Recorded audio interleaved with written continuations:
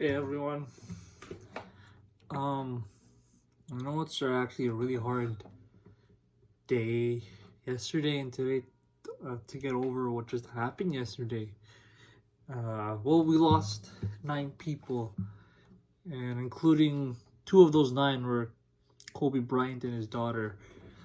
Um, just a horrible way to go, and my heart goes out to all those people and their families that have to deal with this. You know, Kobe, he sort of he meant a lot to me when I was growing up because I started watching basketball late 2000s, so he was in his prime. Like um, he was just an amazing presence in the floor, someone you'd remember, and his impact on and off the floor were really good. Um, I remember the one of the very first games that I watched with him was March 2007 against the Blazers, where he dropped 65 on the Blazers, and he was hitting like crazy shots, shots um that were impossible. Like you've seen Steph Curry during his unanimous MVP season. Everyone was going crazy over that, but I was like, Kobe Bryant was doing that way before Steph Curry, and what was I saying? Yeah, he dropped 65. They went to over. He literally willed that team, and I think it was around that time where he was fed up with the Lakers because they weren't doing that well. They had Kwame Brown as the starting center, and he was willing. He was willing to be traded. He demanded a trade, and yeah, he just didn't like the team because they didn't have a winning mentality. I'd see some games where he would steal his own teammates' passes, like if Derek Fisher were to pass it to, I don't know, maybe like Lamar Odom. Kobe would steal that pass. He'd steal that pass for himself and try to do it himself. He would pass it to himself, using the backboard. He wanted to do everything himself, which was really killer instinct to my knowledge.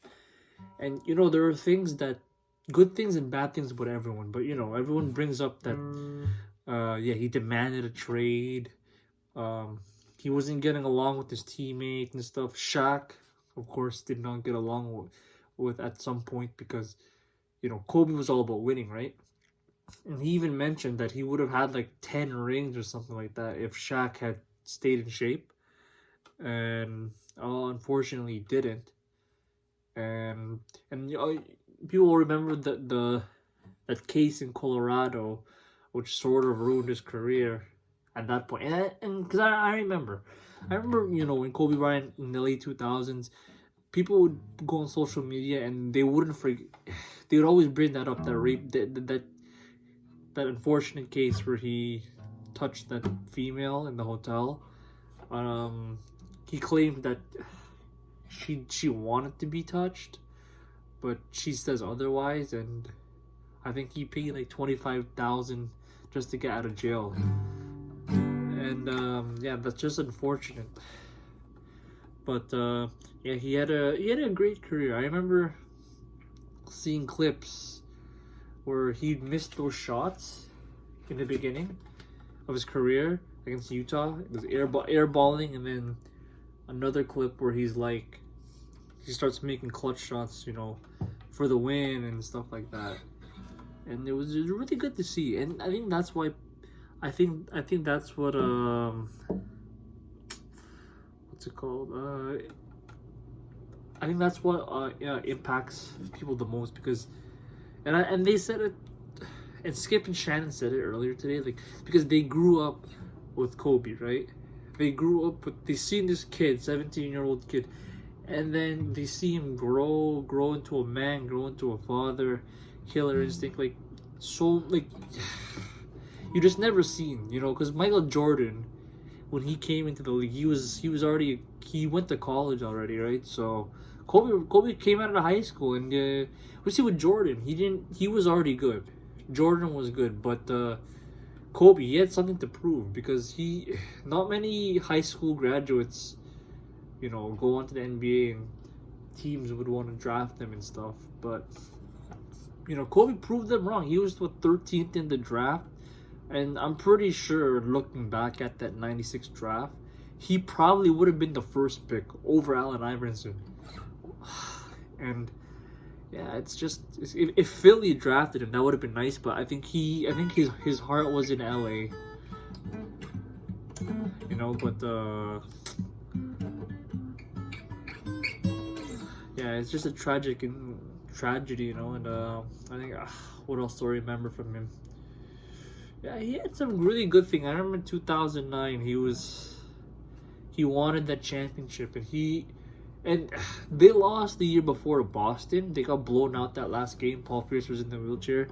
The year after, Kobe Bryant, it looked like the way he was playing in the playoffs, he was on a mission. I think Denver stole a game at home against LA, and then when was it Denver or Utah? One of those. I think it was Utah.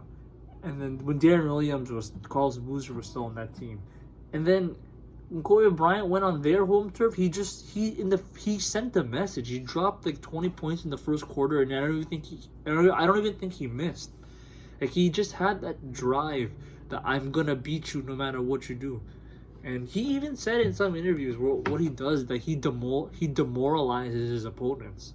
Where he'd rather hit a tough shot than an open shot, because the way he sees it, if he hits a tough shot over a good defense, the defense are gonna tell him, I can't guard that. There's no way I can guard that. It's crazy, And yeah, Kobe shot a low percentage of his shots, but when it mattered the most, he came through for the Lakers. And yeah, that series against Orlando, if LeBron made that, it probably would have been more interesting. But I don't know, the Magic, it seemed like they didn't have any business being in the finals, because they were just dominated. Like, Kobe Bryant was there, Trevor Ariza, Gasol, all those guys were just balling out Orlando, and he destroyed them. And then he won MVP the year before, I remember. And then 2010 comes, everyone's happy about the championship, but this time Kobe wants to repeat, because there hasn't been a repeat in a while. So they beat the Celtics. He didn't really hit 20 points and 15 rebounds. He shot 7 of 20 from the field, but he had 15 rebounds that game, and he won Finals MVP. He really competing, And 2011, that wasn't really a good year, because I think Andrew Bynum had just quit on the Lakers, and Kobe didn't really quit, but they got annihilated by the Mavs. I remember that they got swept, and the Mavs blew them out by a large amount of points. And obviously Kobe didn't like that. And then the following season, was actually my one of my favorite seasons, actually, because LeBron broke through. There were a lot of good games that season, actually. I remember somewhere in April or something, Kobe, he hit 2 clutch threes and a clutch jump shot against OKC. This was in April 2012. And it was that one-legged, and that's the thing too, he was so creative in his moves. He had that one-legged turnaround fadeaway, Dirk. Dirk came up with it, but nobody else was doing it, and it's not because they didn't like it. It's because they couldn't do it. Kobe Bryant was learning from everyone, and he was putting it into his own game, And then I think Kevin Durant, he learned that one-legged fadeaway too, and he's virtually unstoppable. Kobe learned from Michael. He learned from Olajuwon. He learned from a lot of greats, I remember seeing that game in 2013. He killed my Raptors in that game in March. It's hard to explain, but the Raptors should have won that game, but obviously Kobe's there, so he's not going to let them win that game. So, that was just crazy. And, knowing that he's gone, and that season 2, where I forgot what his name was, the one who moved his foot so Kobe could land on it. and sprained his ankle. That was not cool. And who knows what would have happened, because the Lakers faced the Spurs in the first. Kobe willed towards the end of the season. That, to me, that was Kobe's last real NBA season. Even though he retired in 2016, that 2013 year was probably his last leg. He was on his last legs. He willed the Lakers, and I think he was getting injured too. He wasn't himself. So that would have been like, what, a 16-17 season in the league. And yeah, he was just crazy. He was not, and after that year, right, he was not. I'm not sure if it was age or injury, but after 2013, he was not the same Kobe that we all know and love. But we still do, regardless. He just has a huge legacy left behind, and when he came back, he just wasn't. It wasn't the same, and it kind of sucked because overall, like, the Lakers kind of broke up. There was no more Gasol and all those key pieces. Kobe was.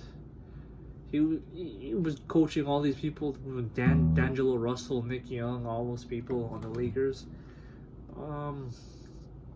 Yeah, it's just a tragic death to think, like, what a way to go for someone just to die in a helicopter crash, and and the thing is too, I hope that, I don't want anyone dying or anything, but I just hope nobody on the plane, like the pilot, I hope he wasn't, high or drunk, because, and I don't want to compare deaths, because if you look at Randy Rhoads, when he died in the plane crash, right, the plane, it hit Ozzy's tour bus, and then it hit the house.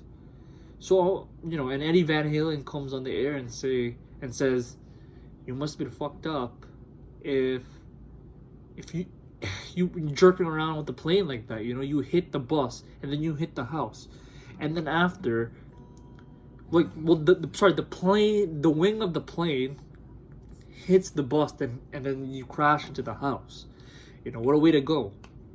You're burnt alive, and after that accident, they found out, I think, that Randy was drunk. Randy had some alcohol in his blood. And the pilot was high, and his license was expired. So I hope that's not the case for Kobe. I'm pretty sure it's not. But if this stuff should be avoidable, and because Kobe, he uses that helicopter, the Kobe copter as you call it, to travel around for games because his house, because for game, because he doesn't like, his house is like 22 hours from the arena, from Staples Center, and he doesn't want to be in a car because it'll take too long to get from his house to the arena, and his body will be all cramped up.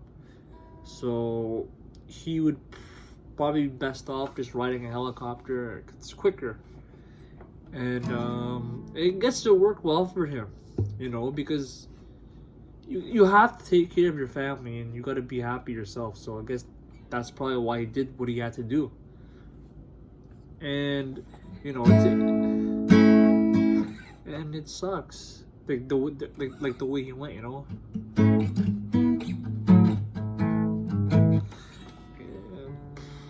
There's just nowhere. I'm just still shocked at what happened. I can't believe it. I was at the bank yesterday. Then my dad texted me that he died, and I told my mom, and my mom didn't believe it. And then the bank person told us, yeah, he's dead. And I'm just like, no way, because this is just unbelievable. These people, and I remember. See, if you guys remember, he was directing traffic in the fog when the streetlights went off. Like, he may come off as cocky, maybe in his career, but I think in the second half of his career, he was down to earth, very humble. It's not like, and from what I'm seeing from other people who've talked to him, it's not like, the way he talks to you is not like he's Kobe Bryant and you're not. The way he talks to you is like if you're his best friend. which is really, really cool, you know. And I never got to see Michael Jordan, so the way I see it, Kobe Bryant was the Michael Jordan that I knew. He's the closest thing to Michael Jordan. But Phil Jackson even said that Kobe, in terms of basketball, would try to beat you. Michael Jordan want to beat you in basketball, baseball, and golf. Kobe Bryant would strictly beat you in basketball, and he wouldn't care what it took, you know. Shannon Sharp even mentioned it, right? Where back in 2003, remember he had that 55-point game, 42 points in the first quarter, and that was against Jordan. And they were saying like, okay, happy retirement, and here's 55 on you. You know, like he just does not care. Like he has that mentality. Not many players in the league have that mentality. That mentality where they want to step on your throat. You know, they're all. It's not as physical as it was back then. And it's more friendly now, you know. But yeah, that's just tragic. Like the way he went, and I don't know what's gonna happen now.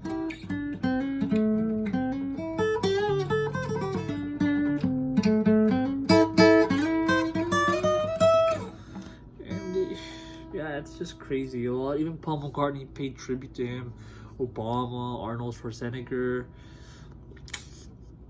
You can see that he impacted people's lives indirectly. Sorry, I'm just yawning. I'm just a bit sleepy, but yeah, you know, a lot of people knew him and played with him. Like another one would probably be like. Raja Bell didn't like Kobe, actually, especially in the Phoenix series in the playoffs back in 06 or 07. Because Kobe Bryant was arrogant, and Kobe Bryant was like, he's a good defender, but I can't score on him whatever I want to, you know. And you don't have players saying that now, you know.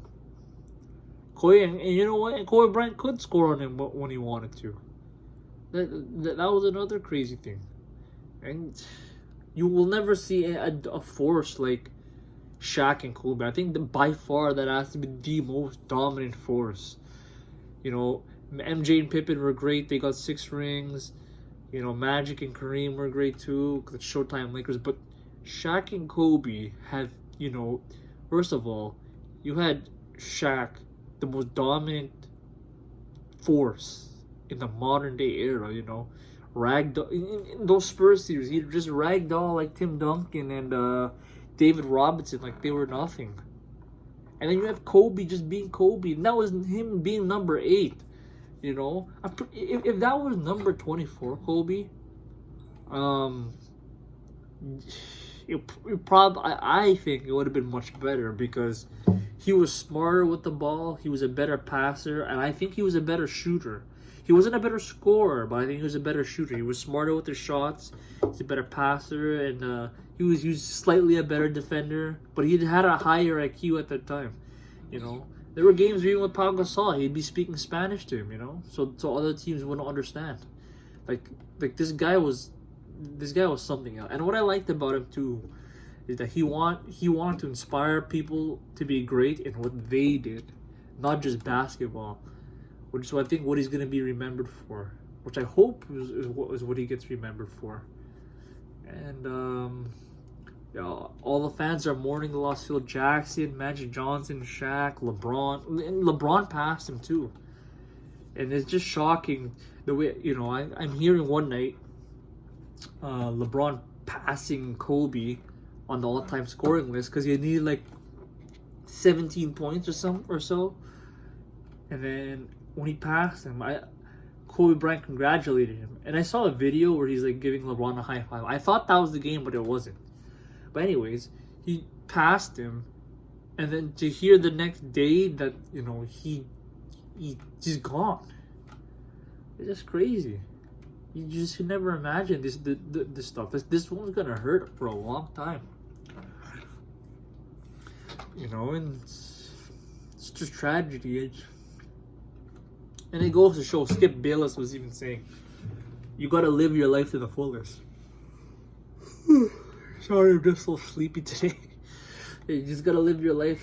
You just gotta live your life to the fullest because, you know, that the Kobe Bryant died, and if anybody that big can die, like you can die, anyone else can die. You're not immune to death. Like everyone has their time, but it's the way you it's okay. Everyone has their time to die, but I don't know how to explain it. But everyone has their time to die, but we just don't know when it's our time. Is what I'm trying to say. So, don't burn bridges or cut ties with anybody, because that person may go, and then you're thinking, wow, I said something really mean to them. You don't want to take it to your grave, and vice versa, because you always want to make amends meet, right? So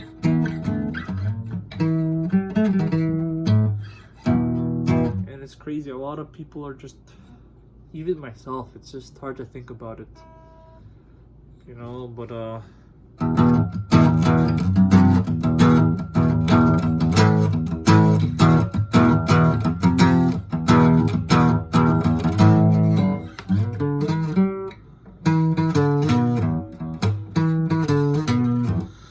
it's just hard to think about it. But you know what? Rate your comments on what you think of Kobe Bryant's career, because just a phenomenal player. If there's a huge gap between, because we always talk Michael and LeBron before we did Michael, right after we did a Michael and Kobe, but that huge gap between Michael and LeBron, there was Kobe Bryant. When Michael Jordan retired, Kobe Bryant.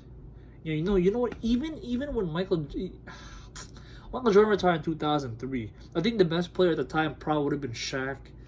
But when Shaq left after LA, Kobe Bryant was the best player. So 05, 06, because he was just unbelievable. He just led his team, and he was the best player from probably until maybe 09, 2010, when LeBron really started to level his game up. Just Kobe should have had more MVPs in my opinion, and probably should have had more scoring titles, but yeah, he was good, and I hope he'll be remembered well. Thanks for watching.